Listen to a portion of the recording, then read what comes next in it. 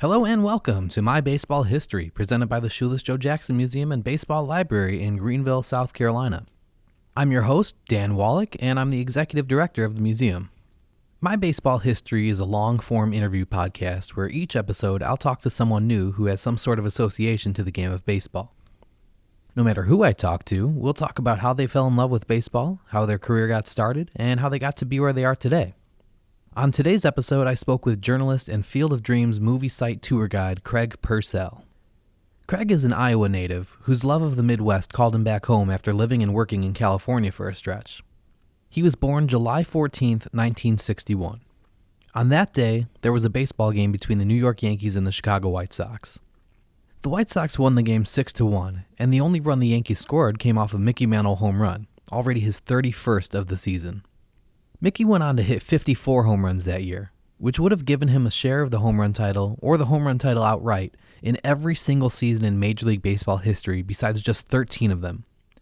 But that year, he didn't even lead his team. Roger Maris hit 61. There's supposed to be another important game between the Yankees and the White Sox with some relevance to Craig's life. That game is scheduled for August 13th, 2020 at the Field of Dreams in Dyersville, Iowa. It's going to be played on a temporary field which is being built immediately adjacent to the original field that was built for the movie.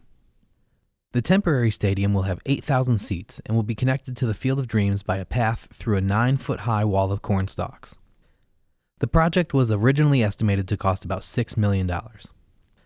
Whether that game still happens, or a Major League Baseball season of any kind in 2020 still happens, is anyone's guess. As of right now, everyone involved is optimistic that a game in Dyersville will still take place, and what a spectacle it will be whenever it does happen. I spoke with Craig last summer before many of the details had been released, so we didn't really talk about that event specifically, but we still covered lots of ground. Craig tells us some inside information about the casting and filming of the movie. We find out why Ray Liotta bats right-handed in the movie, even though he was portraying Shoeless Joe Jackson, who famously batted left-handed. We learn why you shouldn't visit the Field of Dreams in March, as much as you may want to celebrate opening day of the new baseball season. And we hear the stories of the owners of the 2 separate parcels of farmland which originally made up the Field of Dreams movie site. With all of that information and much, much more coming at you, it may be helpful to follow along with the episode's liner notes on our website.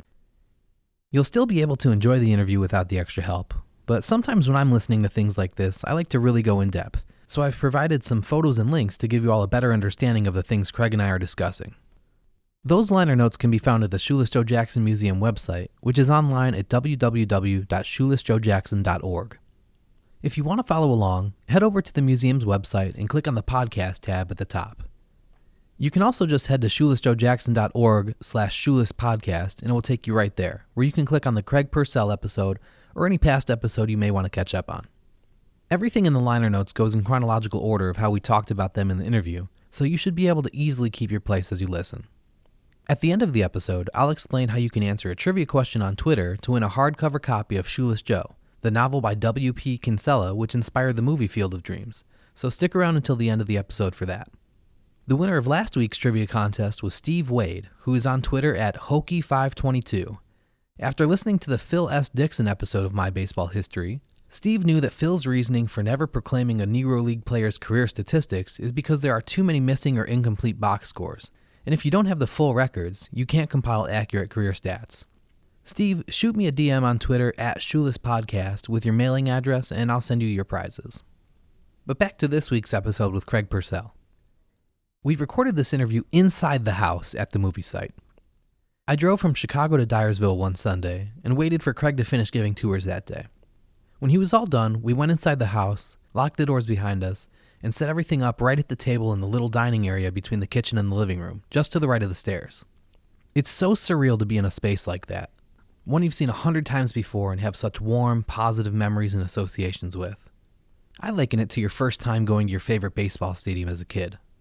You've watched dozens, if not hundreds, of games that were played there, only on TV. But just because you've never actually stepped foot inside before doesn't mean that you don't already know every nook and cranny of the structure. You do. And that's what makes it so special when you finally have a chance to go for yourself. As you walk around, instead of just seeing everything that you recognize, you get to feel it. You get to smell it. And you really get to hear it. And you'll never have that exact same feeling in that space ever again. experiencing those things for the first time. That doesn't mean that every subsequent visit isn't special, because of course they all are, but nothing will ever compare to that first time. Growing up in the Midwest, the Field of Dreams was only about a 3-hour drive away for me, and coming from a baseball family, we took a couple trips there when I was a kid. I'd played on the field before, but that was back before you were allowed to go in the house. So to be able to come back as an adult and not only go inside the house, but to have this VIP treatment and to record an interview with someone who's so knowledgeable about the subject, it was really special. I'll talk more about the Field of Dreams at the end of the episode, but now, here's my interview with journalist and Field of Dreams movie site tour guide, Craig Purcell.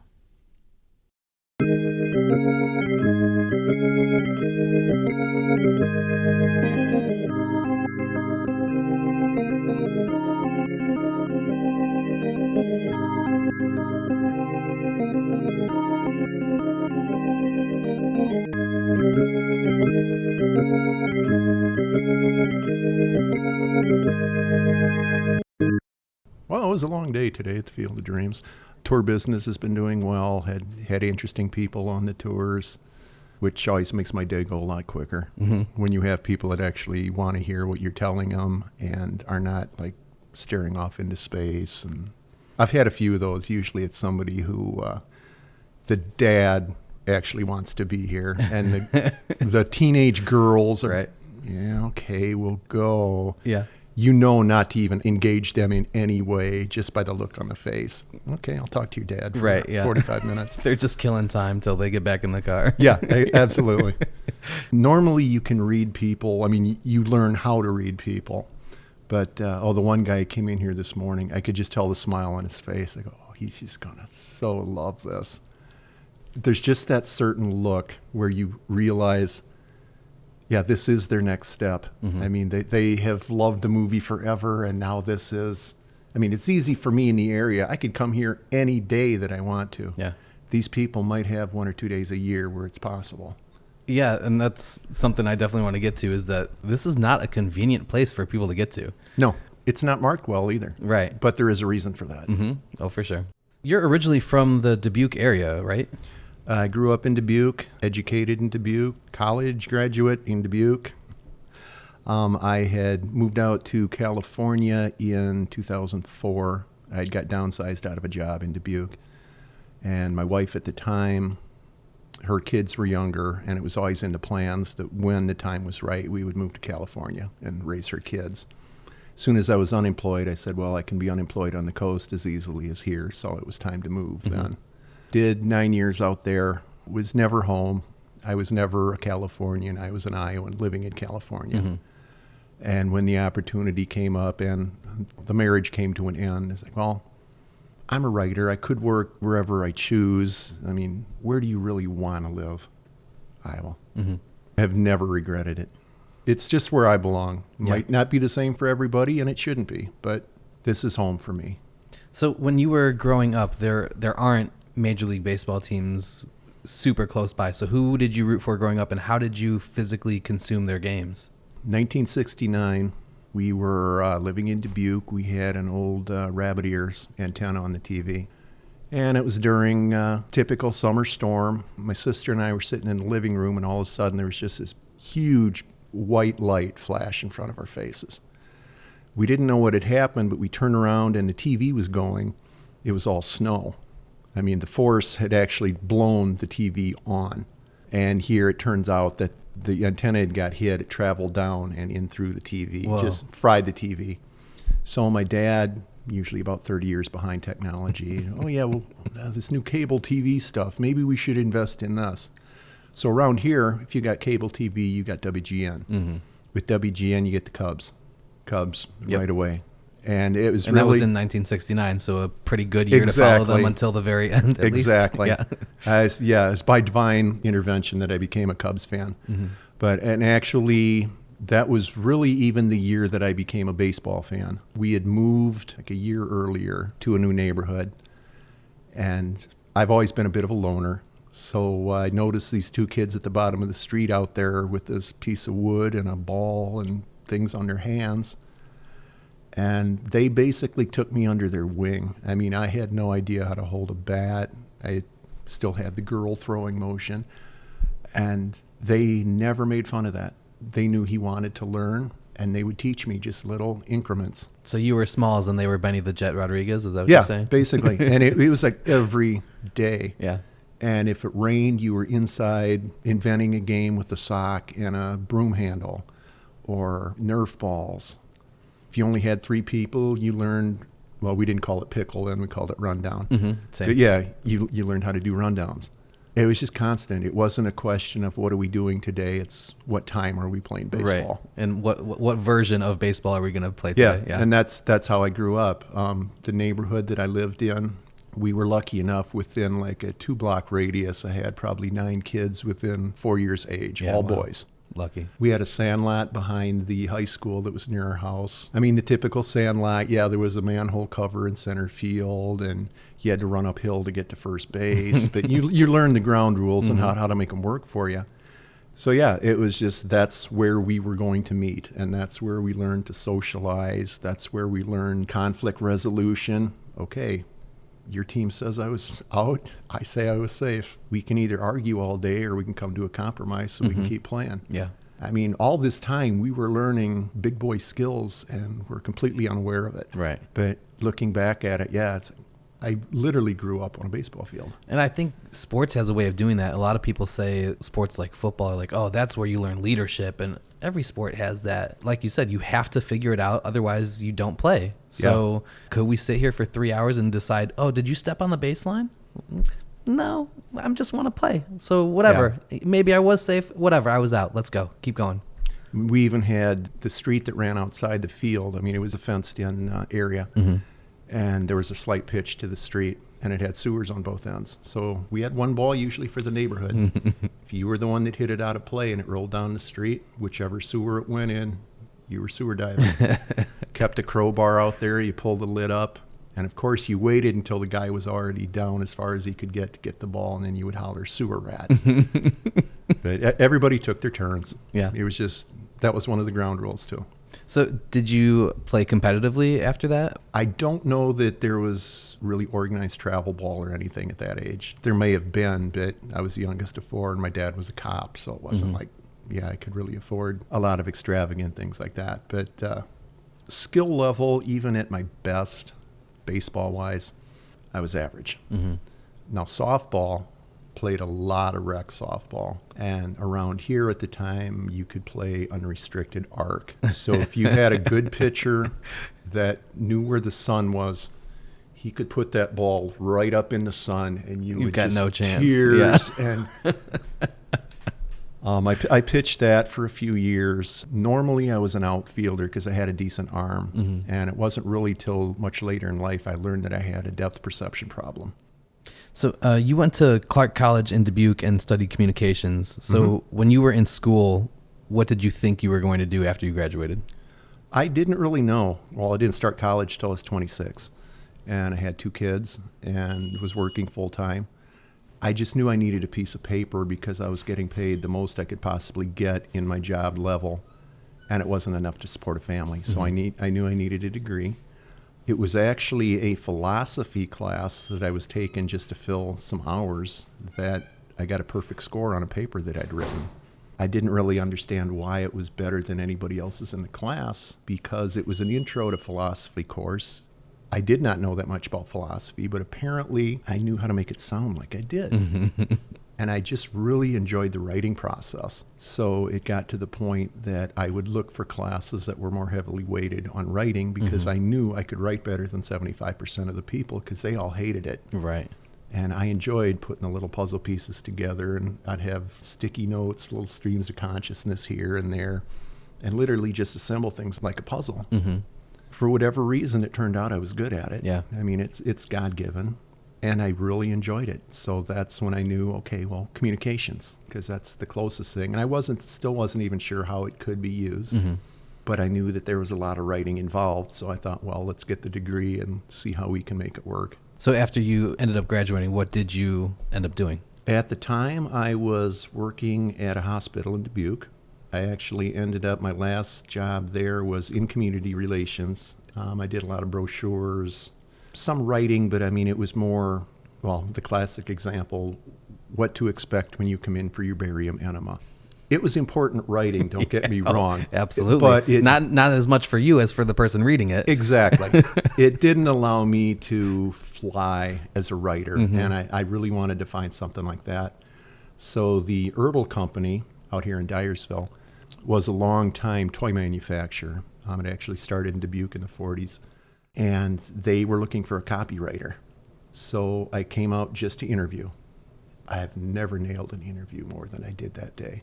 I talked to 3 people. I went home, told my ex-wife, I said, they're going to make me an offer. I'm not just being optimistic. They're going to call. Yeah.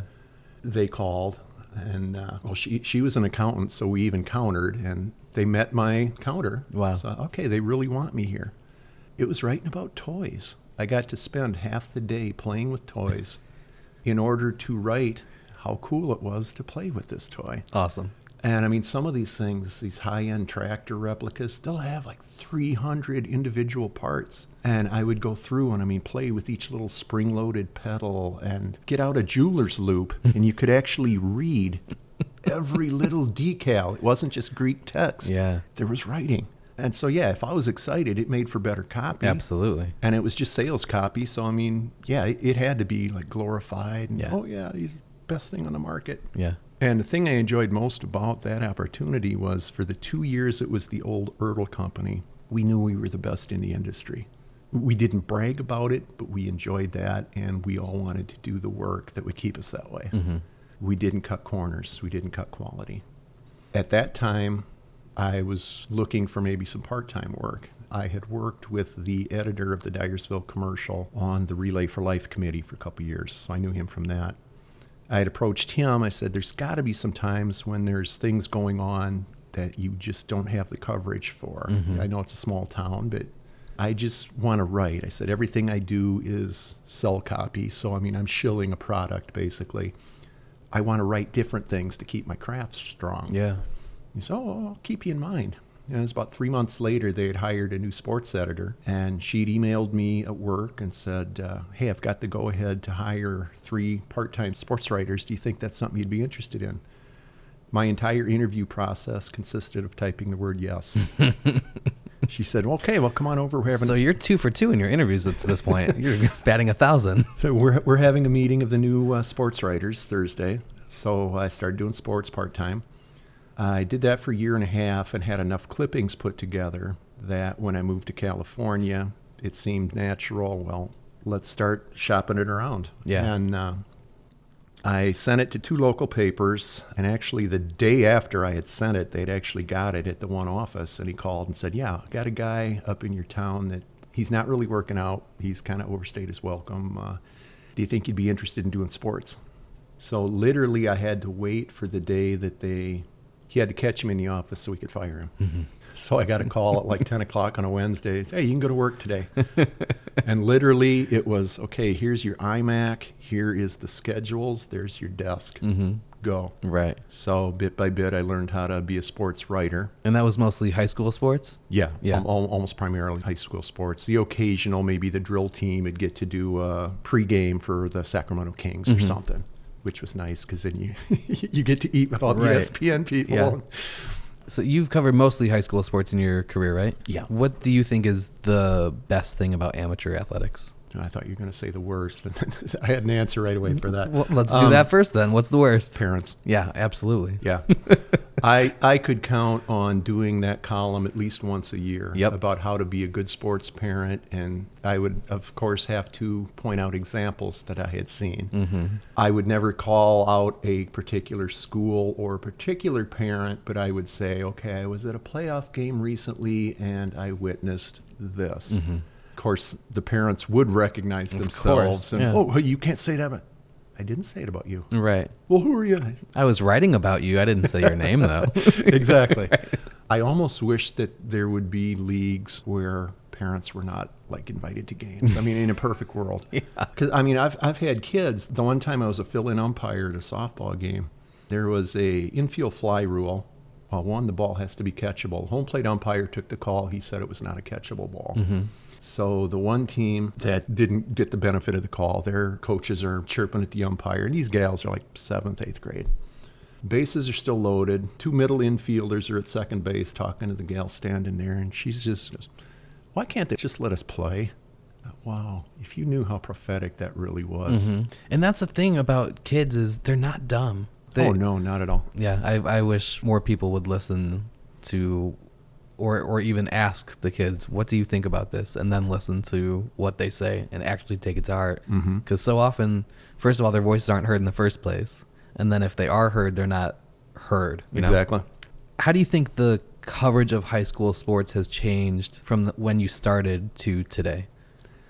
I think a lot of it depends on who your editor is and what sort of tack they want to take. When I was doing it in California, I won't really say bump heads, we would discuss how I covered sports. My editor at the time did not have kids of his own, and he was more of a, well, don't you think you can be a little bit more just... Yeah, I could have done that, but I chose not to because, and I always had this talk with my coaches, yes, it says sports reporter on my card. What it doesn't say on my card, 1, is that I have coached. 2, that I'm a parent. I can't do the sports writer job and turn those other 2 things off. Right. They're a part of me. Yeah. I always wrote from a parental perspective where, okay, Johnny's fumble on the 10-yard line with 15 seconds to go might have lost them the game. Doesn't need to say Johnny's costly fumble. Right. You can say a late fumble staved off a potential game-winning drive. Still gets the point across. It's accurate, but it's not accusatory. Right. Most kids, I mean, especially in our part of California, I mean, I wasn't down in L.A. We didn't have great athletes. As big as they might have been physically, they weren't emotionally. They were still 16 and 17-year-old kids. Right. I always wrote with their psyche in mind. I knew that kids bruised easily. And on the flip side, get their name in the paper if they had 3 points off the bench. If you're a stats geek, it's not an impressive number. If it's Susie's first varsity playing time, that's huge to her and her parents and her grandparents who are all going to buy copies of that paper. Right. So I wouldn't avoid controversy, but I also didn't go looking for it. Do you think that journalists themselves have gotten better at writing and at researching things because they have so much better access today than they did? Or do you think it's, I just need to get 10 stories out this week. I don't have time to do it. It doesn't matter. People are going to forget about it in 3 days anyways. I'm just going to get it out. It depends on the journalist, because I mean there are good and bad people in any field, and journalism is no exception. My thing when they had hired me in Dyersville from California, I mean they said, 1, we won't be able to pay you what you were getting paid. I said, I'm not looking for that because I'm working 70 hours a week. Well, it's small town journalism. I said, good, that's my niche. Just because it's a small town paper doesn't mean it has to be a small paper.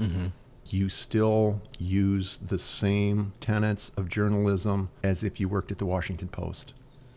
You do have to learn how to balance, okay, well, this guy is the mayor and also the cook here at this restaurant, and his kids are... There's more times to run into people to where you don't want to burn too many bridges. Right. But it's also up to the journalist to earn the respect of the elected bodies in a city.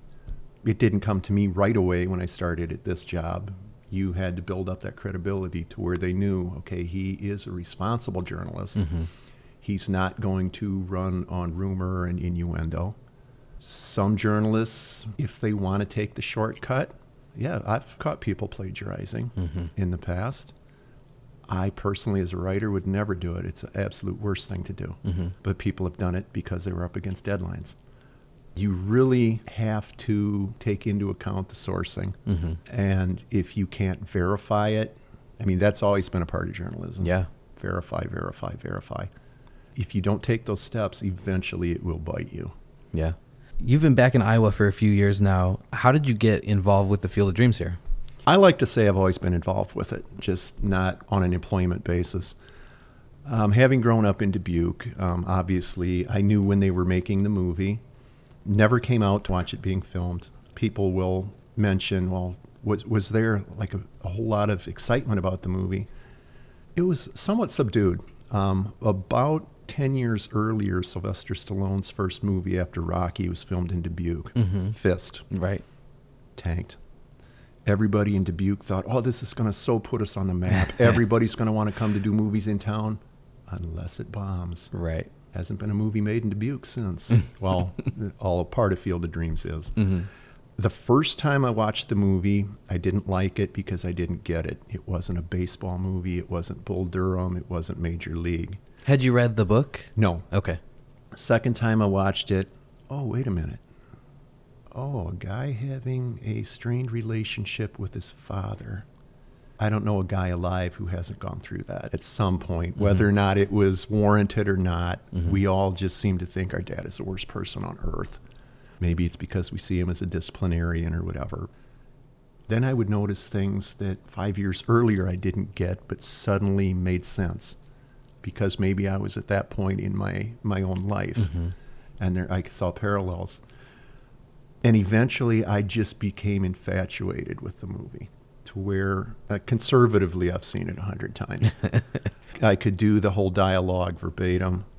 The people that I worked with the first time I did sports, they knew my love of the field. I actually got married there in 2003, and my editor was one of the people that had attended. Very cool. So when I came back, this was 2014 when I came back, any job that came up that was related to the Field of Dreams, I automatically, I'll take it, I'll take it. So Denise Stillman, who owned the site at the time, she was over here a lot of the time for that, and she got used to seeing me here.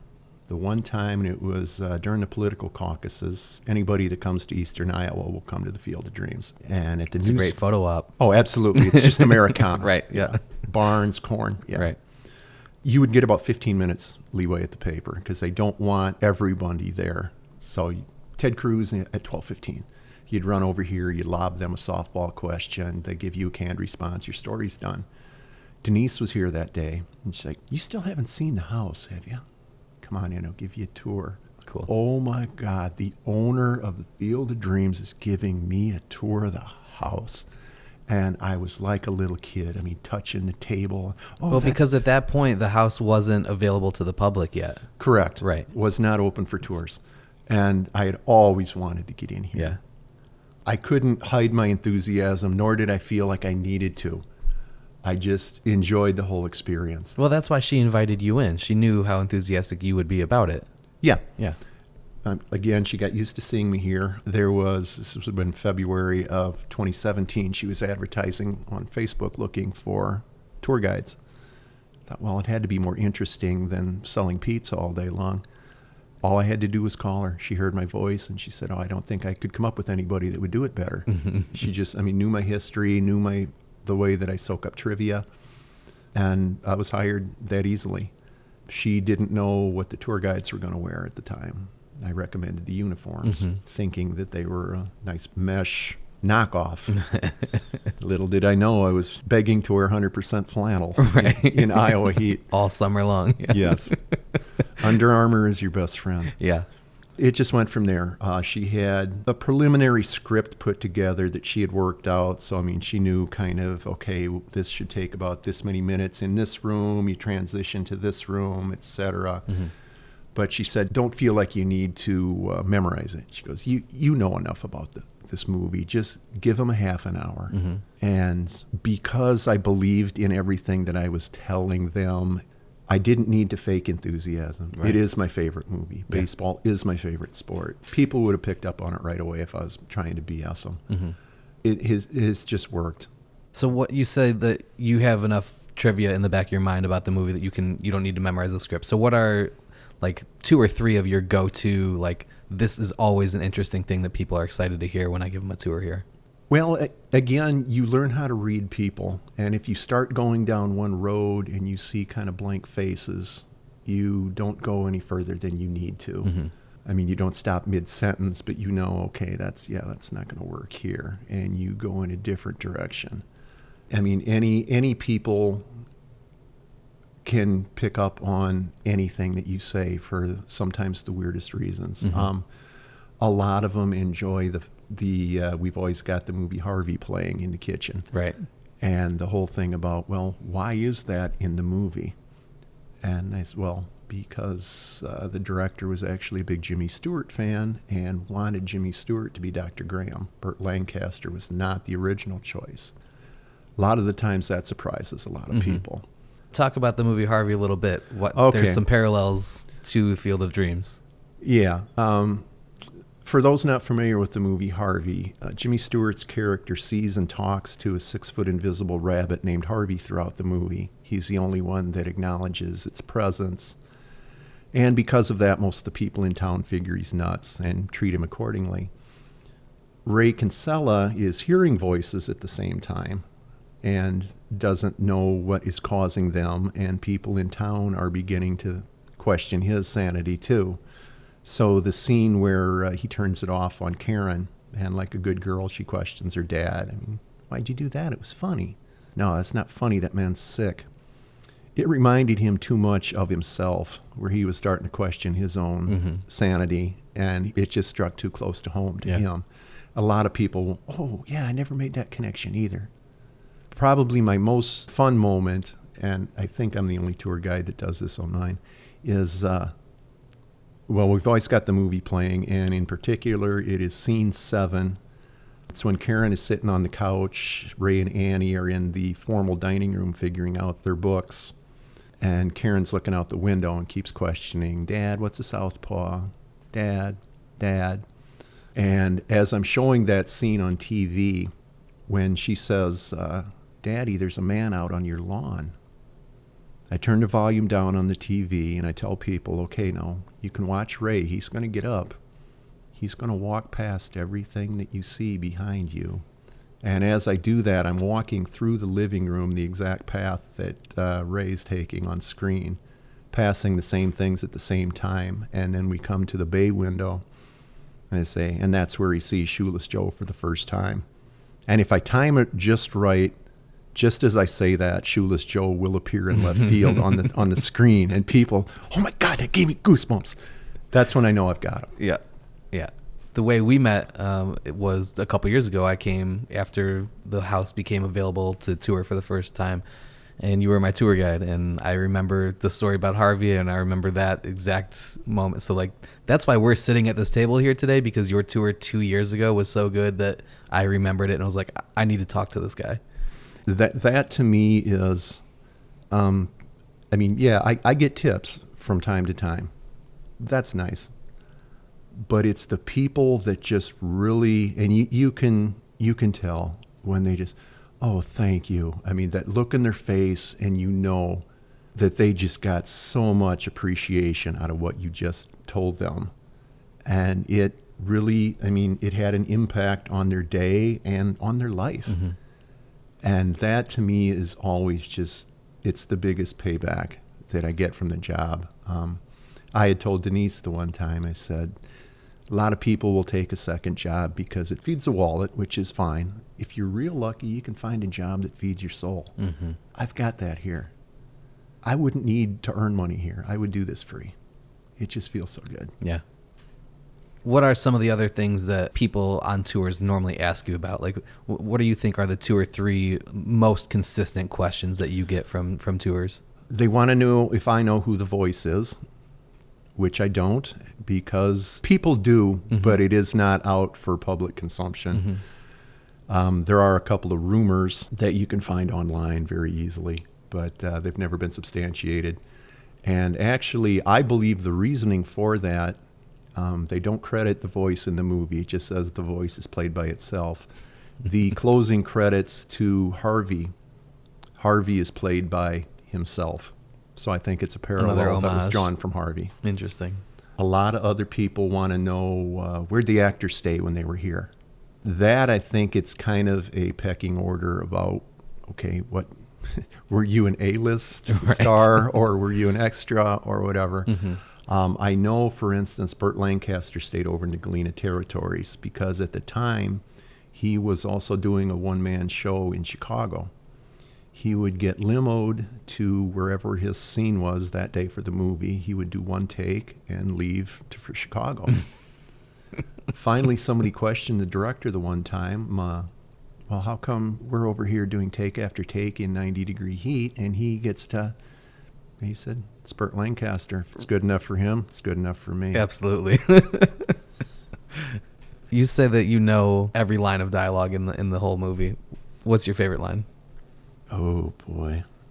or your favorite scene. Doesn't need to be a particular line of dialogue, but what's the one thing where my favorite scene is when Ray is talking to John at the end. Hasn't acknowledged that it's his father yet, but Ray asks John, is heaven real? And John tells him, oh yeah, it's the place where dreams come true. And music builds up to a crescendo. Ray looks around, he sees his daughter and his wife on the front porch with a thing of lemonade, and they're laughing. And he just kind of looks around the property, and I think at that moment he realizes he does have everything that he wants, that indeed he is in heaven. That to me has always been a moment for me. Yeah. Does it bother you when people misquote the movie? No, because I misquote song lyrics all the time. Yeah, but you've never misquoted a Beatles song lyric to Paul McCartney, you know? Yeah, that's true. If somebody's like talking to a Field of Dreams tour guide, especially you, who's like, this is my favorite movie before I even worked here, you're never like, ugh, really? Well, one, I know it is on the like the IMDb list of top misquoted movie sayings. And really at the end of the movie, it is they will come. Right. Because it's all the cars up on the highway and all the people that are going to come. But yeah, it is supposed to be he will come. Thank you. Well, let me put that down in my notes. We can make sure that gets on the website too. So what do you think is the coolest perk about working here? Oh, it's all neat. I get to wear a baseball uniform to work. That was a dream I had when I was 7 years old. It didn't come out the way that I thought it would. Obviously, I'm not playing, but I get to spend the day talking about my favorite movie, my favorite sport, with people who feel the same way. I don't have to convince anybody of anything. I just talk to people who think like me. I tell people I'm talking to myself all day long. Yeah. It's people that it's the greatest movie ever made to them. Baseball is just the greatest creation ever. And it's just, I mean, I get to do that all day long. I've never seen anybody leave here in a bad mood. I've never gone home from work thinking, oh, I got to go back tomorrow. Never. Normally I leave with stories. I don't think there's ever been a day where I didn't have something that, yeah, you know, I could write that. Maybe I will someday. Maybe I'll just keep it up, locked away upstairs and just keep it for my own enjoyment. But it's just everybody's memory that you get to be a part of, and them being just so grateful that you gave them this tour. Yeah, I mean, it's hard to call it work. Yeah, stand-up comedians talk about that all the time, where you know, you start out as an open micer and everybody's kind of begrudgingly listening to you, but then your goal in your career is to have a room full of people who are specifically there to see you, so you don't have to mud through trying to get people on board. Like, they know what they're in store for. They came here because they love it. That has to be what it's like to work here. You know, nobody's here by accident. No, you don't get hecklers. Right. Like I said, you get the occasional person or the young kid that turns off the minute they come in. On occasion, if you have a big tour and somebody has a child that's a little young and putting up a fuss, you try to give them that look like, you might want to... You're ruining everybody's time. Yes. Yeah. But in a nice way. Right, yeah. And a lot of the times you just have to speak over it. Yeah. I try to stay away from projecting my voice too much, because if you do that for 8 tours a day and you're trying to bounce it off of back walls because the whole room is full or whatever, the voice just doesn't take it either. Right. You like to stay at regular volume. You don't always get to. But So Shoeless Joe Jackson and the Field of Dreams obviously are forever going to be linked. But I also feel like they actually have a lot in common, because most people have a general idea about some sort of controversy involved with each of them, but they don't really know all the details. So can you give us a little history lesson on the Field of Dreams movie site, and who has owned the pieces of land throughout time, and how we got to where we are today? The Field of Dreams became a movie. It was made in 1988. In 1987, Universal Studios had sent out a list of preliminary qualifications they were looking for if you wanted to make the short list for getting the movie. There were quite a few qualifications, but this site that we're at today, this had most of what they were looking for. They took into consideration the economics of the area at the time. They were going to have to house large crew, etc. Everything just pointed them toward Dyersville. And actually, to take one step further back, a person in Dubuque named Sue Rydell at the time was with the Iowa Volunteer Film Board and took it upon herself to spend, I believe it was 2 weeks, driving dirt roads, taking farmhouse pictures in Iowa, sending them to Hollywood because she really wanted any farm. I mean, she wasn't a particular friend of anybody. She was just looking for sites. Mm-hmm. Every state in the Midwest was also scouting, a couple of provinces in central Canada. But Dyersville had the most of what they were looking for, so they visited the site and said, okay, this is what we want. The site they visited at the time was not one farm, it was actually two. If you look at the baseball field, there is utility lines that run across the baseline in between second and third. Those were actually in place because that was the old property line. Mm-hmm. And Al and Rita Amescamp owned the 100 acres that were out past that, so it would be most of left and center field. All they needed to give up during filming was some corn, which they were compensated for. Don Lansing lived in the house here. He was a fourth generation Lansing to live here. They began farming here in 1906. So, I mean, they had to meet and make arrangements with both property owners, but once they got everybody under contract, then work on the movie began. Mm-hmm. Don continued living here in the house for about 20 years after the making of the movie, had redecorated to fit his own taste, got married, he and Becky, did not have kids, so there was not a fifth generation to pass the farm to. They got the retirement bug 2011, 2012-ish, and the house and the surrounding 194 acres sold for $3.4 million to Denise Stillman, who is with the legal entity was Go the Distance Baseball, mm-hmm. but Denise was the owner. She had big plans for what she wanted to do with the property, not where the house stands. At most, the house and the ball field takes up 4 acres. It might even be smaller than that. But on the remaining acreage, which currently is leased out as farmland, is where she saw potential to do some other things with. She was the owner. She was the one that opened the house for house tours. Unfortunately, Denise passed away in November of this last year, and her husband, Tom Meetzel, is now the chief operating officer. We have a manager on site, Roman Weinberg, who handles the day-to-day. I won't say he works 9 to 5 here. He works weeks. Let's just put it that way. He is just a bundle of energy and ideas. So that's where it's at to this point. Back to when it was still 2 farms, Al Amescamp passed away. Rita held the land till 2007, sold it back to Don Lansing. So that was the first time since even before the movie was filmed that it was all one piece of land. Mm-hmm. But in the original plat of the property, it was all Lansing land to begin with. They had split off that same 100 acres a couple of different times. Interesting. So that's where we're at today. Tom Meetzel is the owner, so technically it is still Go the Distance Baseball. Mm-hmm. And everybody that is connected with the field in any way is doing what we can to make sure that some of Denise's vision does come to see the light of day. What do you think the impact is of the entire property being owned by one entity? What is made easier because of that? What challenges were there in the past because that was not the case? Because I wasn't involved when it was Don Lansing's, I mean, he pretty much was a one-man show. I mean, he did have staff for the souvenir stand, and people might not realize during his ownership, if they were over here and they saw a guy on a John Deere lawnmower out in center field mowing, it was probably Don.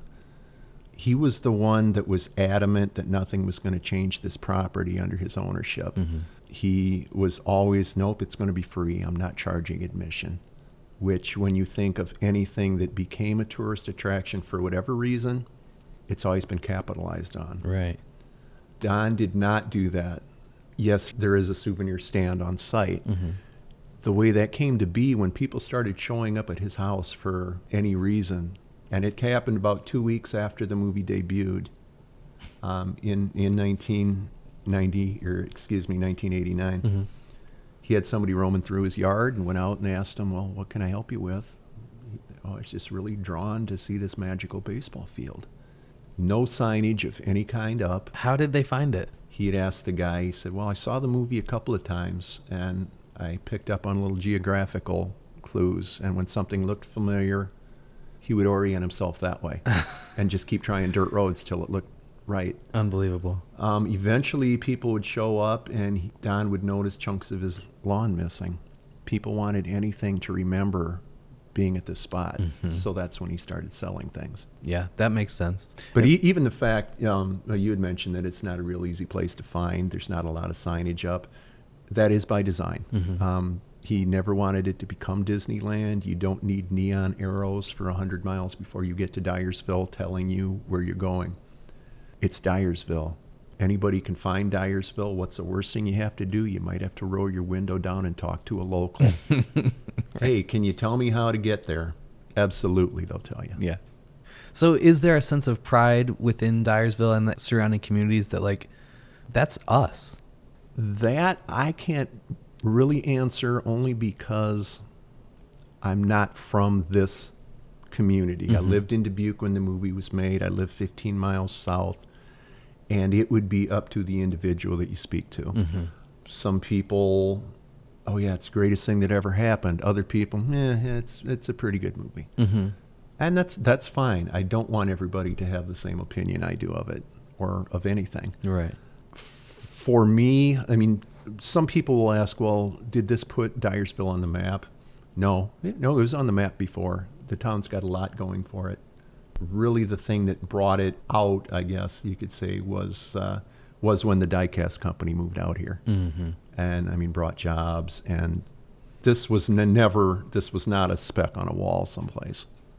Do any of the people who were associated with the movie, whether they're actors or people behind the scenes, still come back to the site on a regular basis? Or are there like reunions every year, or on the anniversary years like this? You know, right now it's the 30th anniversary.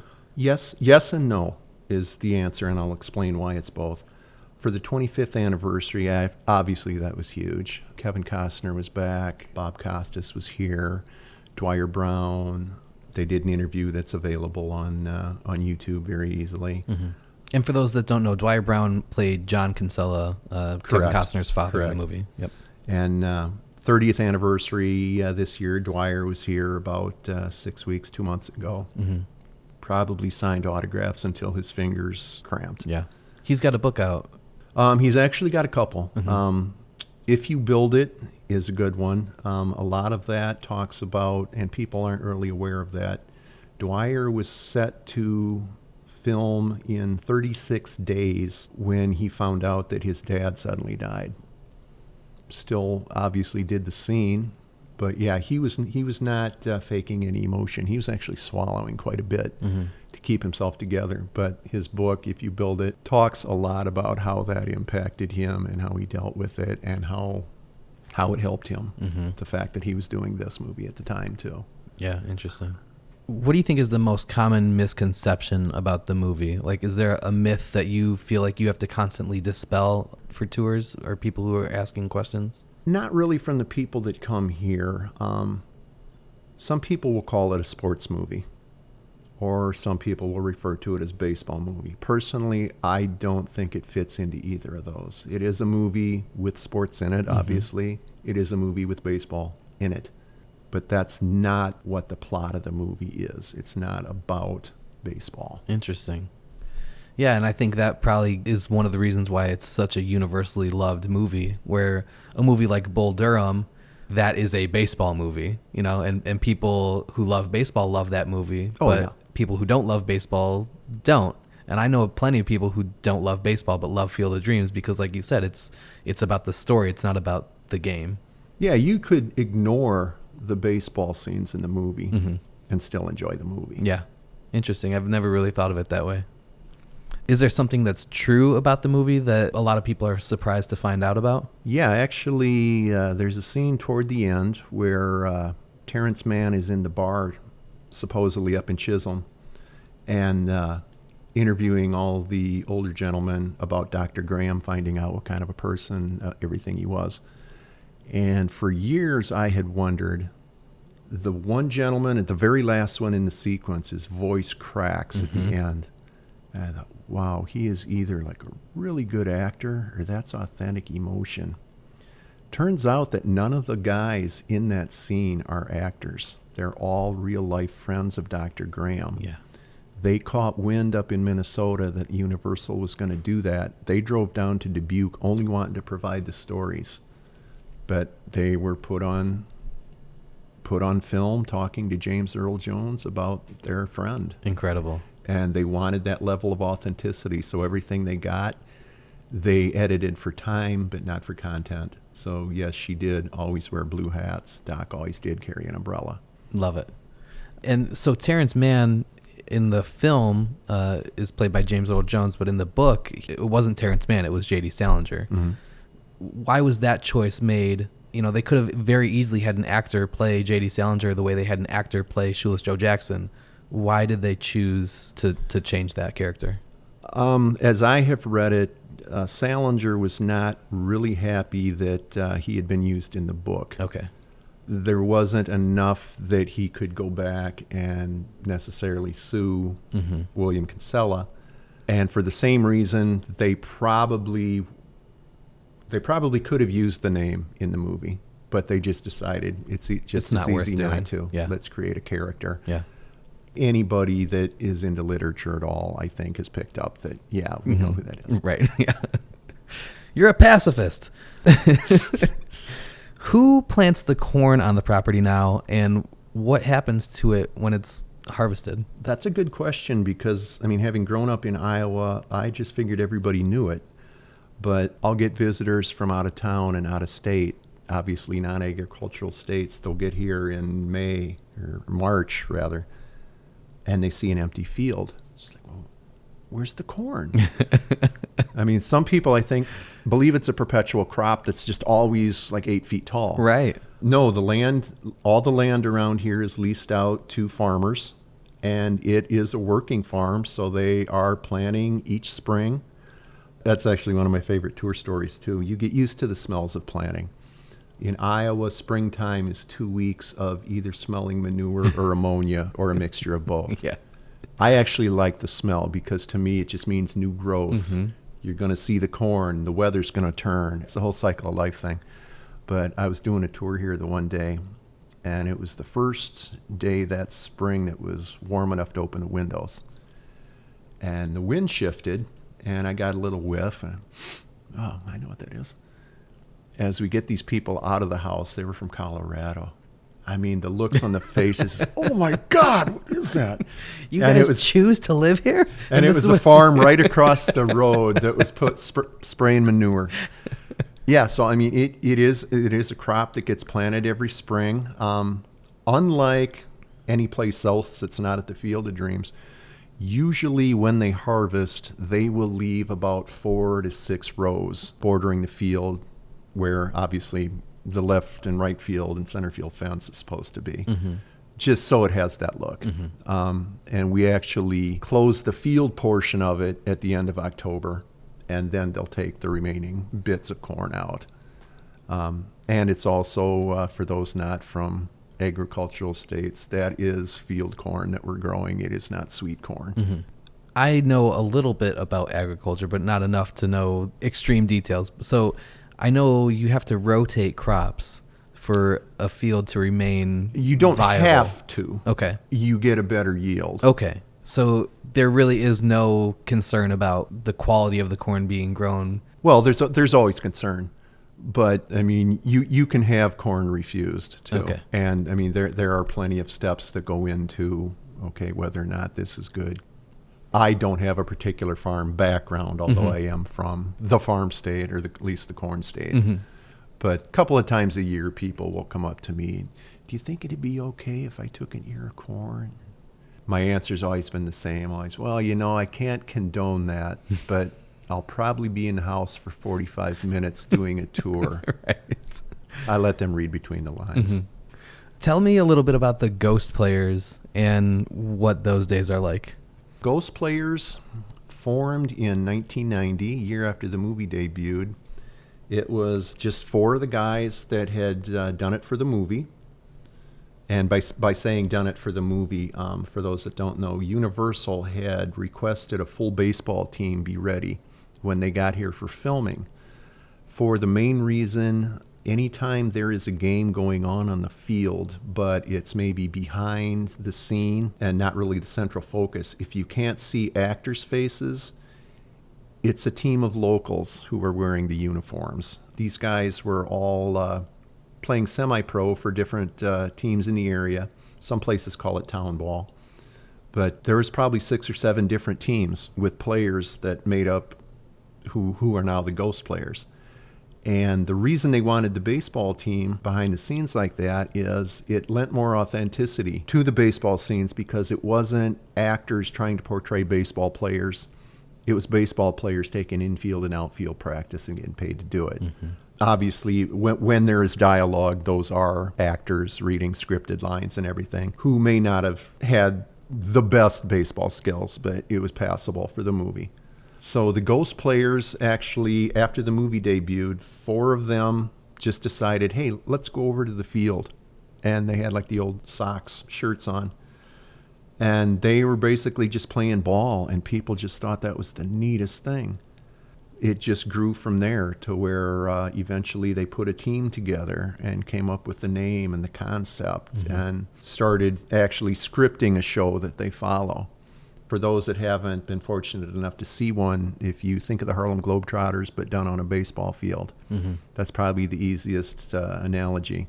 It's a lot of slapstick, but there's always an interwoven message that's very family friendly that usually is aimed a little bit more at adults, encouraging them to take the time to really enjoy their kids while they can, and really enjoying each day with them, never taking them for granted. If you could go out to the field tonight and have one person walk out from that corn that you could play catch with, who would you hope that person would be? Oh, that's easy. My dad died 2 years ago, and it would definitely be him for a number of reasons. My dad was a policeman. I'd mentioned that earlier. Didn't really see a lot of him growing up. Wasn't at Little League games, wasn't at high school games. So at a certain age, that's what you focus on, that he wasn't there. When you mature enough that you have your own kids and you see what kind of sacrifices you make for them, then you start to see, oh, wait a minute. The reason he wasn't there is he was working a dance, or he was working a game someplace, or had a security detail that was an extra job that he was doing, so I didn't have to have Kmart shoes. I probably had Adidas. I had Levi's for jeans. I never thought about how they got on me, just that I had them. I really didn't know the person who was my father until after my mother died. She had died before him, and he was her caretaker for years. But when she died, I was kind of worried that that's been his life. He's not going to know what to do with himself. He had gotten him into a nursing home in Dubuque because he knew that he couldn't give my mother the level of care she needed, but he didn't want to separate the 2 of them and just put her in a... So he actually lived the floor above her, and she was on the medical floor getting all the treatment and stuff that she needed. So when she died, he started hanging out with some of the clients down at the nursing home. Then the funniest, he had called me, I wanted to tell you, I went on a date last night. Like, really? Oh, you know her, it's so-and-so, and it was a name I recognized. But it was cute because he was calling to basically get my permission and get that understanding that I'm not trying to replace your mother, Right. but that he was moving on. Right. Which to me was great. Oh yeah, good to hear. And about a year later, I get a call, and they had decided that he was going to move in with her. But we're not getting married. It's none of my business, and I don't think you're living in sin, Dad, not at your age. Yeah. So when the two of them got together, she just brought Jim Purcell out. Mm-hmm. I had never met him. I knew Officer Purcell. I knew Dad, the disciplinarian. I knew Dad, Mom's caretaker. I never knew Jim. Mm-hmm.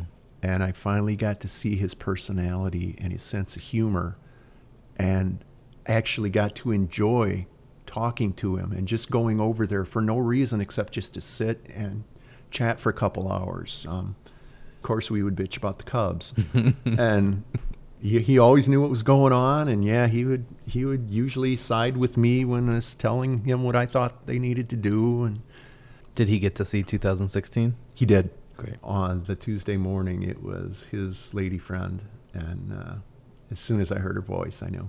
Mm-hmm. She said, "The doctor was just in this morning, and there's nothing they can do with him. His body's just shutting down. He's got 1 or 2 days at the most." Jeez. Wow. On my way. Mm-hmm. Cried all the way into Dyersville, or from Dyersville into Dubuque to pick my son up. But I also got thinking, okay, what's the worst thing you can do for him? Don't let him think that he's being a burden on his kids. Mm-hmm.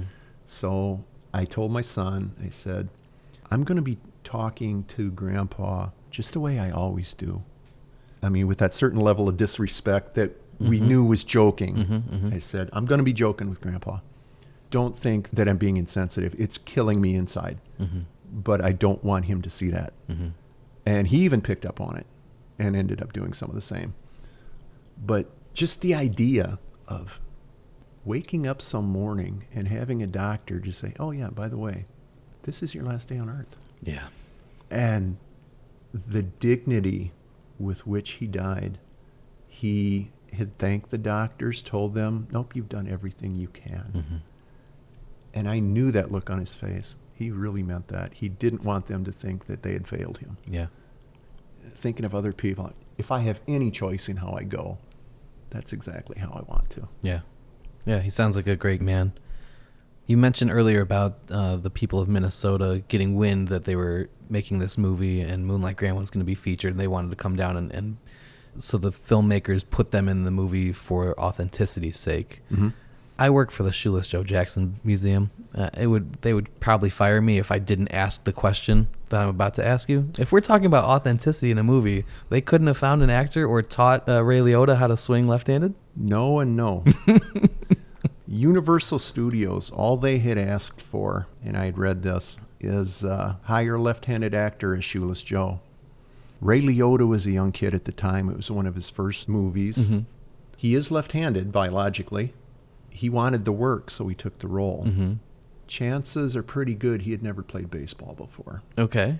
They had professional hitting instructors on site trying to teach him a swing left-handed.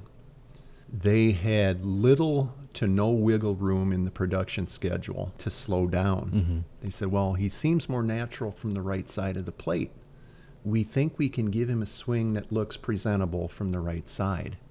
And the decision was made, well, it's not that important a part of the movie mm-hmm. to halt production, recast, or whatever. Yeah. So they just went with him as a right-hander. Interesting. But yeah, I always make that part of my tours too. So, any baseball historians, what side did Shoeless Joe bat from?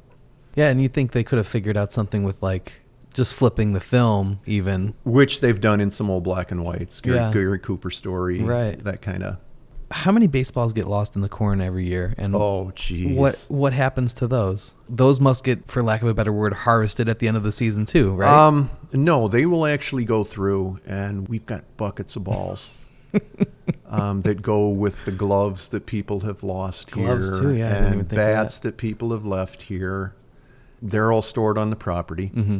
Sometimes people will wander out in the corn until they find a baseball. I had a group the one time, and of all things, this was a 15 or 16-year-old rowing team from mm-hmm, Canada. Mm-hmm. They were here. I think it was a bus, but so they were out there, and the one gal brings this ball in, and from time to time we've got a Civil War era league that will play here. And they make their own ball. It's a certain consistency and way it's sewed and everything. Like a lemon peel baseball. Exactly. Yeah. And she had found one out there. I don't know if she thought it was actually like from 1861 or whatever, but she goes to hand it to me. I said, "No, you found that. That's yours." The look on her face. I'm going to go sell this on eBay. Yeah, a few years she'd probably do that. Now she's still excited about it. But. All right. If you remember at the beginning of our interview, I asked you to name 5 numbers off for me. That is coming into play right now. It's a segment called Quick Pitch, where I've got 99 questions typed out and a number associated to each one. So I'm going to go through the numbers you gave me and ask you the question I already have written down. And it's just luck of the draw. All right. The first number you came up with was number 41. And that one is, who is your favorite person to go to a baseball game with? My daughter. And like everything, there's a story behind that. I was going through a divorce from their mother, and this was 1995. So she would have been, I think, 7. My son was 9.5. And I had ordered tickets. I didn't even look at the date, and I wasn't thinking, oh, well, it's Father's Day weekend. But it was. So that was the first time either of them had gone to Wrigley Field. My daughter, from the time that she would crawl up into my lap during the 7th inning stretch. And the first song she ever knew all the words to was Take Me Out to the Ball Game. Not Incy Bitsy Spider, any of those. The full Take Me Out to the Ball Game. And that was something that she shared with Dad. In the years after 95, I coached her for 4 years. We knew that it wasn't going to go very far, like into high school. She did it as a social activity. Flash forward, she is graduated law school, has a house, has her first job. She's practicing law. Wow. And for my birthday, 20 years after I had taken her to Wrigley Field, she took me. So this time she's the one doing the driving. And I mean, a storyteller and reporter, I've just got all sorts of things going on in my mind. And so that was 2015. And Jake Arrieta was pitching for the Cubs, so, oh, good, going to see a good game. He wasn't really on that day. Cole Hamels was going for the Phillies, and the Phillies were like just bottom dwellers at the time, just horrible team. Cubs aren't doing anything offensively. It gets to like 5th inning. Boy, they don't even have a hit yet. Gets to the 7th inning. Taryn, I think I need to start rooting for the Phillies. And of course, she gave me that look, and I wasn't going to tell her. I know enough not to use the word. Right. I just said, look at the hit column. And so that was the last game that I went to with her. It was Cole Hamels no-hitting the Cubs. That's pretty cool. Yeah, I mean, you had to appreciate it for what it was. Absolutely. And yeah, he was on that day. He absolutely deserved my applause. I've been to 100 baseball games, and I've never seen a no-hitter. I've never seen a perfect game. I mean, it's on the bucket list, but there's no way you could go to 1,000,000 baseball games and never see one. It's just luck of the draw. So to have been in attendance for one is cool enough. But then, with the story attached to it, that it's your daughter who brought you there on the 20th anniversary of your first game together, like, that's a pretty special day. Well, and then I had to kid her. I said, how are you going to top this next year? All right, the next number was 37, and that one is, what is your least favorite thing about social media? Ghosting. I've had it done to me. And that anybody over the age of 14 would still resort to just disappearing, it just boggles my mind. Yeah. That, really? Unfortunately, it's probably going to have to remain where I will never know. Yeah, that's the worst. But that's nothing you can do. That's just the way it has to be. Yeah. Number 62, what is the best piece of career advice that you were ever given? When I was still, I worked in healthcare for 18 years. I had worked as a nursing aide in surgical department for quite a while. And I had a boss that every year at my performance evaluation, Craig, where are you going to be in 5 years? I don't know. I don't think 5 days into the future. And finally, the one year she just said, well, you're going to need to start. I'm paying you the most I can possibly pay you and it's not enough. And still being headstrong at the time, what do you think, I should go back to school? She said, yes. I said, I barely got out of high school. And she said, immaturity. And you've got a good head on your shoulders, but you're the only one that can use it. Mm-hmm. And there was just something, maybe I was at the right point in my life and had matured enough. And just, wow, for whatever reason, she sees something in me. I don't see it yet, but she does. And that's pretty much why I decided to go to college, was because of her. Very cool. Number 17, do you collect anything? I have collected everything over the years. I have collected Bugs Bunny memorabilia, of course, baseball cards. I've got certain pieces of Cubs memorabilia that, for whatever reason, it's personal to me. I mean, it's not like I've got a wall of all blue and everything. 49ers gear, wheat pennies. Yeah, I've always been a collector. Cool. And I know there's some little psychological thing that it settles something down in your mind when you're collecting stuff. Yeah, I'm the same way. I had 400 beer cans at one time. And I no longer even drink beer. So. All right, last one on the list, number 89. What is your least favorite mode of transportation? I would have to say a ship. Did you get seasick? I don't like water. Okay.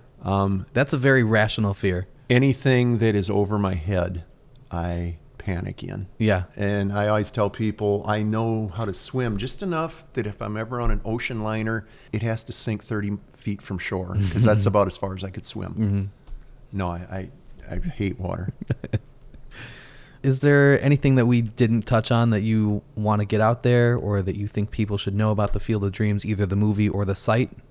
Just that I recommend it to everybody. I mean, chances are they have seen it or decided whether or not they wanted to watch it. I always encourage people to watch it multiple times to get through all the different layers and all the different little sub-stories. And I don't necessarily say everybody should take the house tour. I mean, we don't hard sell. And if you're the person that just wants to get here and stare at the field for a while and leave, then that's your ideal experience. I don't need to talk to you or anything. As long as you leave with what you came to get, we're not going to make you try to get anything else. Just come with an open mind. Since, I mean, it is about dreaming and inner voices and all that. When I first started coming here, I would question, well, geez, why do you always get that lump in your throat, the same spot when you're turning and you see the house? And how come when you do this, you just give in to that? Let your body enjoy it. Let your mind enjoy it. Let your spirit enjoy it. Because for some reason, it's answering something inside of you. No two people have the same needs when they get here. If you don't need souvenirs, don't go to the souvenir stand. Don't do the house tour if you don't really want to see and hear all the trivia. But if you do, you're going to love it. I mean, do the house tour. And if you catch me out in the yard when I don't have a tour, talk to me some more, because I'll give you more. Yeah. You said that you've watched the movie probably over 100 times. How often do you watch it? When do you decide, like, I'm going to watch it? Or is it when it comes on and you're just like, I'm going to leave it on?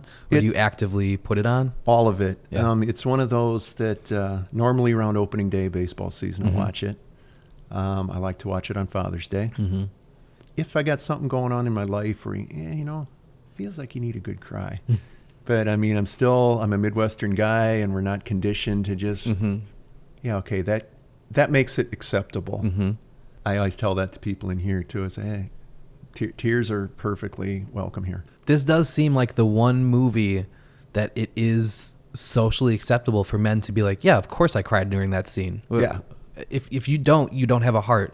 But in any other movie, if you do, you're looked at as some type of way. But for this movie, that scene, you're allowed to. Yeah. Why is that? I don't know. And I don't think we're supposed to know. We're just supposed to acknowledge that, it is okay. I mean, obviously there are other times when it's okay to cry. And actually there really aren't that many times where it's not okay. Right. But, I mean, we are conditioned in a certain way. And, I mean, even other sports movies, different moments will do it. Yeah. Hoosiers, when Gene Hackman is looking, I love you guys. Every time. Rudy, Yes. there's Brian's song. yeah. I mean, we can go on forever. So maybe every movie has a moment where you're allowed to cry, but we just know these because they're sports movies and those are the movies that we watch. Am I onto something here or is that crazy? Well, I would find it hard to cry at Porky's. Okay. Or Fast Times at Ridgemont High. Yeah, so comedies not necessarily are crying movies, but maybe dramatic movies we're allowed to too, and we just don't know it because we're not watching them? Possibly. Okay. I'm going to do some more research on this topic. But yeah, Field of Dreams, that last scene is just the quintessential, like, yeah, you're allowed to cry here. Like, get it out now. I mean, what strikes me too is as many times as I've seen the movie, and I know that moment's coming up. Right. It doesn't do you any good. Right. Because it's just gonna flow. Right. And the way that Kevin Costner's voice cracks when he asks the question. Yes. Like, yeah, it's perfect. right. It's just, It really is. there is nothing that would make that scene any better. Is there anything on the horizon, either personally or professionally, that you're looking forward to? Personally, the birth of my first grandbaby in about 2 weeks. Congratulations. Apart from that, everything's going to take a distant backseat. So you're going to have a new person to teach Take Me Out to the Ballgame too pretty soon. She or he, we don't know at this point, already has a universal Chicago Cubs onesie that her mother or his mother purchased. It wasn't from me. But yeah, I'll teach the important things. Good. How can people find you if they want to see more of your work or follow you on social media if you are into that, or read some of your writing, anything like that? Well, actually, I work for a grouping of 3 newspapers. Each have their own website. It would be the Dyersville Commercial, the Cascade Pioneer, or the Manchester Press. Basically, just enter those, and it would take you right to the websites. Anybody that wants to find some more obscure writing of mine, you can go to hardradio.com. There's quite a few steps, but it's archived on there. For a couple years, I worked as a freelance heavy metal reporter. Let's just say the writing is a little different than what you read in the newspapers. But I was writing to my audience at the time. Very cool. How can people follow the Field of Dreams? What are their social media accounts? Just always remember Field of Dreams movie site. There may be other Field of Dreams sites out there, but they would not be affiliated with us. Well, actually, one of the other tour guides is he's up on the newer social media platforms. I mean, let's face it, Facebook is kind of for people my age now.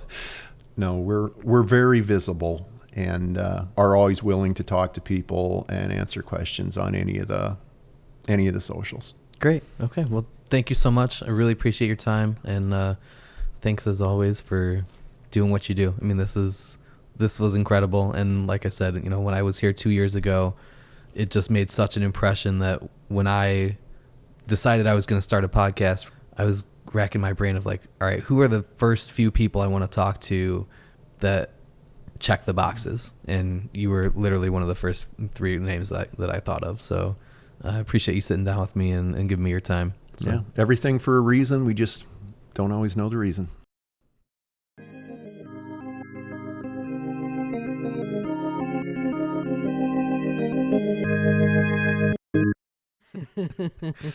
All right, now it's time for a segment called What Did You Think, Mom? Where we talk to my mom who just listened to the interview with me, and we ask her what she thinks. This is my real, actual mom. Her name is Lori, but I've always just called her Mom.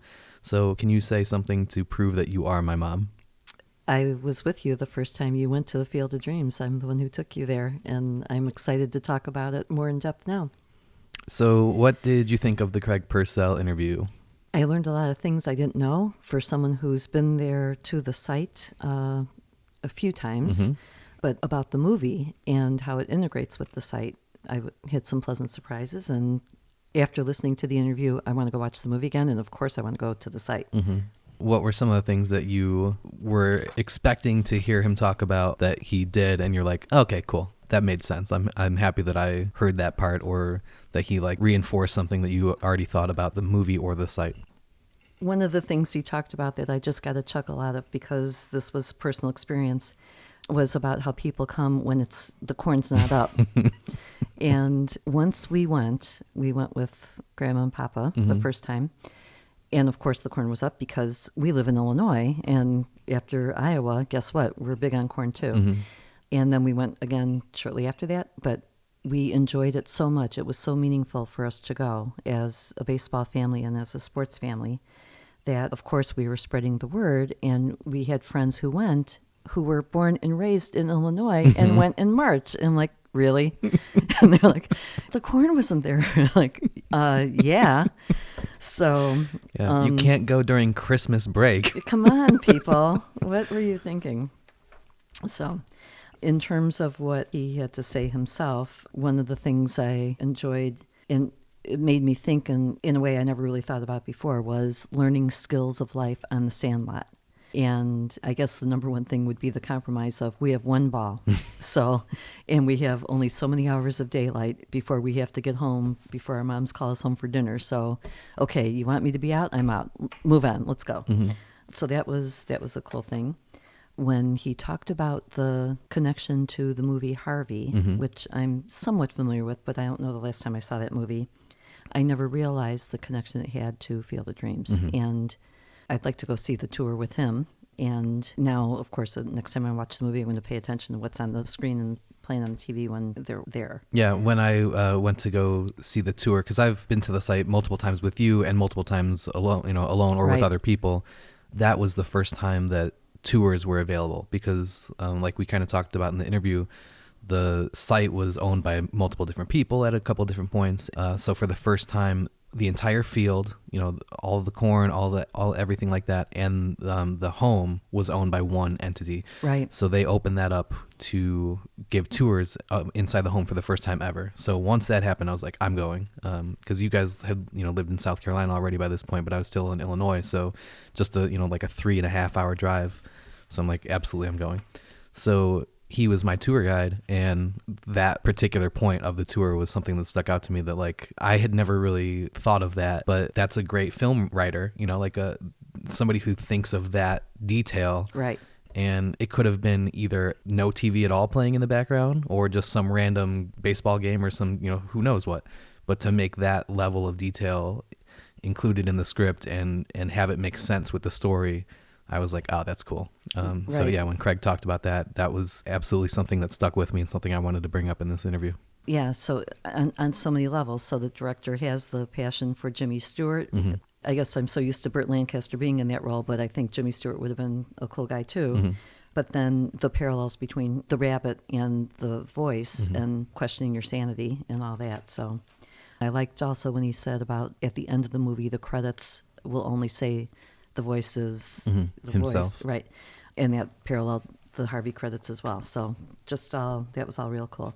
One thing that I would have gotten the buzzer for being wrong on was, I would say the end of the movie was, if you build it, they will come. I don't know if I would think of it as he will come. No, I can't think of it off the top of my head without thinking I probably said it the wrong way all this time. You asked him about, do the locals have Dyersville pride because of the field? And he said he didn't really think it put Dyersville on the map, and I have to strongly disagree. I never even heard of Dyersville. Of course, I've heard of Dubuque. I'm from Illinois, which was a great side trip, by the way. We did that first and then went to Dyersville. But we went to Dyersville only because of Field of Dreams. And then we found out about Ertl. And he's right, that's a cool thing. But that wasn't in our wheelhouse, nor was it in anybody that I have referred to go there. So I think it really has probably brought something to it. And the feeling of going there, how he said, some people will just go and they don't want to talk to anyone. They just want to absorb the space. And that's right. It is, if you are a fan of the movie, it is a place where you just go and just be. And you have to let the space take over your mind and think of those guys walking out of the corn. And it was, I think when we went, which would have been like in the late 80s, early 90s, I think. It was definitely early 90s, yeah. There wasn't an organized situation where you had the ghost players coming. I think we lucked out and saw them on the second visit. Yeah, maybe. I think they're like one Sunday a month or something. Okay. So it's not like they're there every time you show up, but they have been around for a long time, I think. So for us, it was the feel of you and Beth going into the corn and coming out, and even if we only did that, that was it, right? And now I'd like to be going in there and looking for balls. It's one of those things where if you tell this story to somebody who isn't a baseball fan or doesn't know that movie, it's the same thing as when I go on road trips to collect jars of dirt. They're like, what are you doing? You're driving 3 hours to go to a cornfield and stand. There's no tour. Like, now there is, but you know, when we went, you're not getting a tour. You can't go in the house. You're playing baseball in a random field, and that's important to you. And we're like, yes, we're going to the field of dreams. Right. It's you either move get out it, of the way. you either get it or you don't. You know. Right. And Matt Rumpfelt went very shortly after the movie came out. It's so crazy to think how much it's changed and how much it's stayed the same in the last 30 years. It's really interesting to see the progression of the site. Even if you're not a baseball fan, or even if you haven't seen the movie, if you go with someone you love who is one or both of those things, a fan of the movie or a fan of baseball, you still will get something out of it. I think of Grandma and Papa going with, who had no clue. They weren't American born, weren't really, knew about baseball, sure, but had no attachment. But seeing the joy and the love and the amazement of our faces meant everything to them, to where they were glad they went just to experience it with someone who really experienced it. Yeah. I thought another interesting thing that Craig talked about was the old men being interviewed at the bar. That scene in the movie, that concept, and that, again, the attention to detail of get it right. If you're gonna tell this story, what better people to have tell it? It'd be like having a Joe Jackson interview and having Joe Anders. Right. Let's talk to the people who know the guy. Right. And original sources. Right. Yeah, and that is another thing I highlighted to make sure I pay attention when we watch that movie tonight. What is your favorite scene in Field of Dreams? Of course, the end is going to get you every time. I don't know. It would probably be Doc Graham stepping over the line and transforming. And that is a very powerful moment. Knowing he can't go back. Right. Yeah. Anything else that you learned from Craig's interview, or things that surprised you? I learned that guys are guys. Because you were asking about other movies that he likes and how he didn't think of Field of Dreams as a baseball movie. It so much surpassed just that minor label. The movies he brought up were Hoosiers, he mentioned, and that is a great movie. Rudy is a great movie. And Brian's song, Forget About It. You might as well just have the Kleenex and be ready to have it be a slob fest, because, oh my gosh, that movie will get you every time. And again, being from Chicago and actually working in a building, my first job out of college, worked in the building where Gail Sayers worked. And I would sometimes be in an elevator with them. I did not cry in the elevator, though. But again, the human spirit and what someone will do for another person, which is why Doc Graham's stepping over the line. It's all the commonality of that. When he talked about teaching his daughter Take Me Out to the Ballgame, right? Do you remember the first song that you learned when you were a little kid? Oh gosh, no. Or do you remember the first song that you taught me? Was it Holla Back Girl by Gwen Stefani? Well, you had the advantage of being the second child, but with our first child, which was your sister, I couldn't remember the words to any of the songs other than the first line. It was like, wait, what was that? What was that? And this is before the internet. Right. So many brain cells were lost during that episode that Dad actually just went out with Uncle Dan and went and got the Mother Goose books so we could stop 4 college graduates sitting there on the floor going, Baba, Black Sheep, what? So I think now there's a Go the F to Sleep book. But back in the day when you were trying to get your son to sleep, I would sing a song that I just made up. Like go to sleep, and made it for Beth, and then made it for you, and made up my own words. And every time was an adventure of what happened to rhyme and how badly I wanted you to go to sleep. So, but when he told the story about that was the first song she knew all the words to. Yeah, he had me there. Yeah. He's a great storyteller.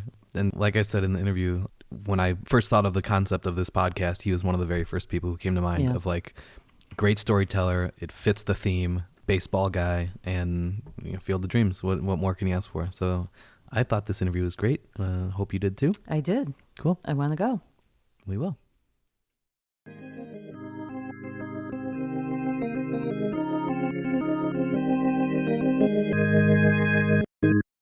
Okay, so that's it. In the introduction of this episode, I mentioned a trivia question you can answer to win something. And here's how you can do that. First, make sure you're following us on Twitter at Shoeless Podcast. Then find the pinned tweet at the top of our profile with the link to the Craig Purcell episode, which asks this week's trivia question. The answer to the trivia question was somewhere in this episode you just finished listening to. Retweet that tweet along with your answer, and we'll announce the winner in next week's episode. You don't have to be first, you just have to be right. And you've got to be following us. We'll pick one person who answered correctly, and they'll get a hardcover copy of W.P. Kinsella's book, Shoeless Joe, which was the inspiration behind the movie Field of Dreams.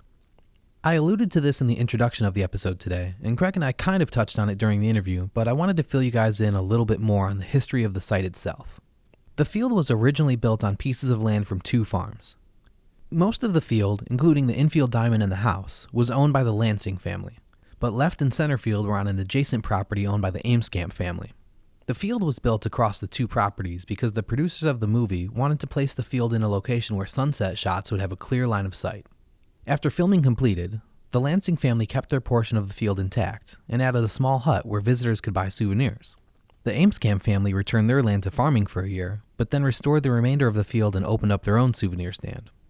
It's estimated that within 3 years of the film's release, 60,000 people had made the pilgrimage to Dyersville. In 1990, Keith Rahe, a neighboring farmer, put together a baseball team dubbed the Ghost Players to entertain the visitors at the field once a month on Sunday afternoons. In 2013, that tradition picked back up after a hiatus. In August 2007, Rita Amescamp sold the land containing her portion of the baseball field to Don and Becky Lansing, the owners of the remainder of the field. And as a result, the movie site was, for the first time, entirely owned by one family. On May 13, 2010, the Lansings announced that they were putting the farm up for sale. Denise Stillman had gone on a trip with her son and her husband to the Field of Dreams. They fell in love with it, and they found out it was available for sale. On October 13, 2011, it was reported that a sale had been agreed upon with a private partnership called Go the Distance Baseball, which was headed by Stillman.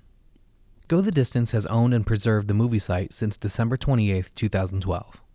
Under new ownership, visitor traffic has increased from 65,000 to 100,000 visitors per year, and in March of 2018, Go the Distance began renting the house and ball field to tourists. So you want to have your beer league softball championship game on the Field of Dreams? You can. You want to spend a night in the house? You can. Hell, you want to get married there? You can. If you have questions about the Shoeless Joe Jackson Museum, about the podcast, or about anything else, you can email me at shoelesspodcast@gmail.com, and I'll try to answer them in next week's episode. If you want to send in a video or audio recording of your questions so I can play it on the show, that's cool too. A lot of people have asked questions about the Major League game that will be happening at the Field of Dreams. And the one I got most often is, why aren't they just playing on the actual Field of Dreams? There's a couple good reasons for why they're not. First and foremost, the original field is 281 feet to left, 314 feet to center, and 262 feet to right. So they would have had to completely reconfigure the field itself to accommodate Major League distances, which would have changed the integrity of the field and made it too different from what it looked like in the movie. And that's the real reason people come to the Field of Dreams, to see exactly what it looked like in the movie. Otherwise, it's just a baseball field in the middle of some corn in Iowa. And admittedly, that's exactly what the Field of Dreams is, but you get the point. Another reason is that they also needed to somehow get 8,000 seats constructed, and with the proximity to the house of the current field, that just wasn't going to be feasible. And finally, there are those power lines that run over the field. You know, the ones that mark the original property lines of the Amescamp and Lansing farms. Well, you can't have power lines running over a Major League Baseball field because they would certainly interfere with play, and you can't just take those power lines down because they're active. If that were the only reason, sure, they could have just rerouted those power lines away from the field, but since the other two things were also a hurdle, it was just going to make more sense to build a new, temporary stadium exactly as they wanted it to be on a nearby piece of land. So hopefully that answers your questions about the property itself and about the game. If you guys have questions you'd like answered in next week's episode, reach out on social media or via email and we'll do our best to answer an interesting one. A lot of you have rated and reviewed My Baseball History in the past couple weeks, and we're really thankful for that. It's a huge help when you rate and review the show on whatever platform you choose to listen to. 5-star ratings help our podcast get shown on more people's suggested podcast page, which means that more people will hear our show. It just takes a couple seconds of your time, but it really helps us a lot. And of course, liking us on social media, interacting with our posts, and sharing things with your friends is great too. No matter how you choose to support us, even if it's just by listening, we appreciate you being here. Until next time, I'm Dan Wallach, and this is My Baseball History.